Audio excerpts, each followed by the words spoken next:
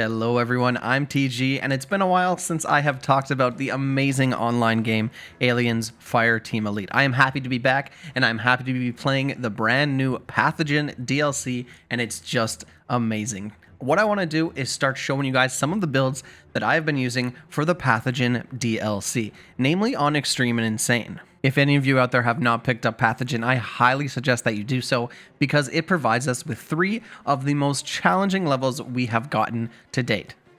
Now, today I want to start with the Demolisher. Number one, because the Demolisher is my all-time favorite kit in the game, and it always has been, but also because it's probably, aside from Recon, the most important kit that you can use whenever you're tackling those higher difficulties. And to help us on our bug hunt, we're going to be checking out some of the new perks that the game has given us.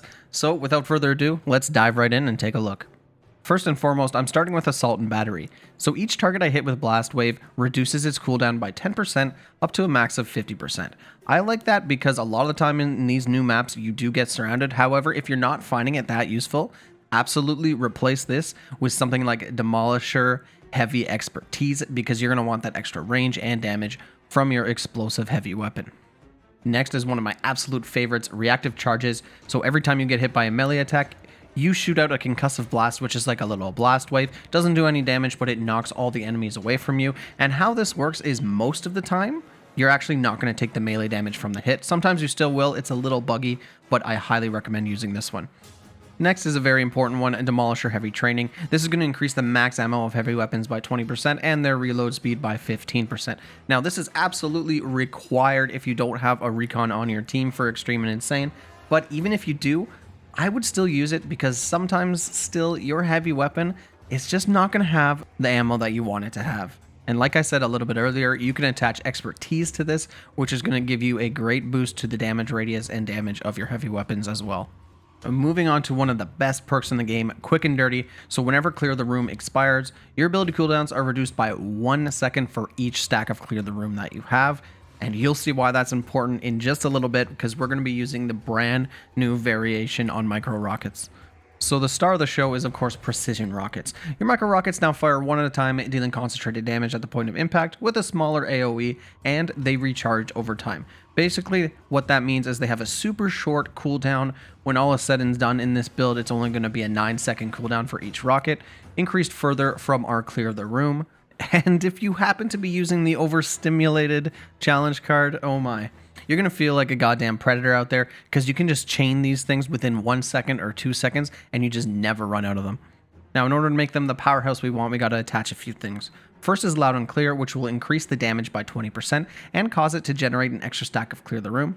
Then is the amazing Fire and Forget, which debilitates enemies, meaning they take 25% more damage from AoE, and they bleed for 8% of their total health, that's very important, over 8 seconds. And finally is Bigger and Better, where we just increase the radius by 40%.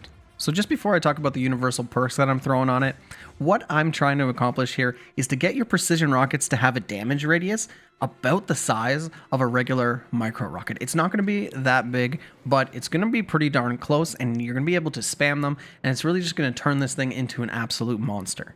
That being said, I am first using Enhanced Reach 3 and 1, which gives you, surprisingly, an enhanced radius of 25% as opposed to the 22% you'd get from Enhanced Reach 4. Pretty sure that's a bug, but we're going to roll with it. And then I'm going to be using Rapid Deployment and Batteries Included, both which will increase my recharge speed of this ability by 20%. So all in all, we're going to see a damage increase of 20%, an ability recharge increase of 40%, and a radius increase of 65%. Not too shabby if I do say so myself.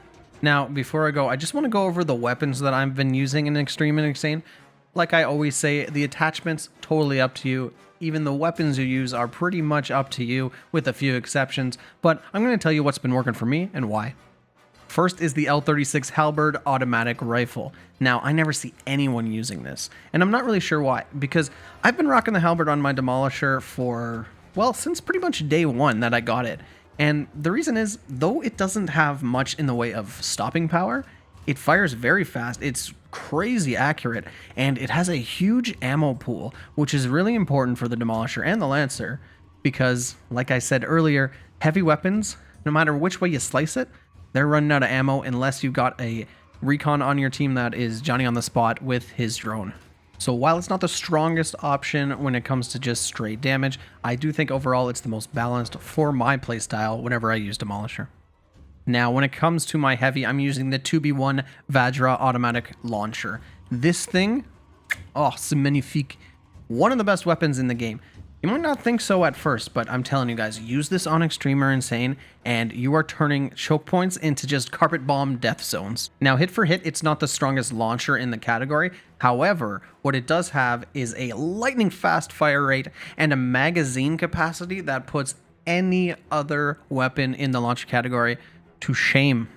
It takes a little while to get used to actually aiming this thing, but once you practice and you get it down and you learn where you want your reticle to be for maximum explosive happiness, this thing is going to be an absolute game changer. And if you just happen to be using Ammo Hoarder, just saying, you are going to be able to consistently fire this thing for like a minute straight. And if you combo that with a gunner using his overclock, you know what? I'm not even going to show you. I just want you to experience that on your own because you're going to be blown away.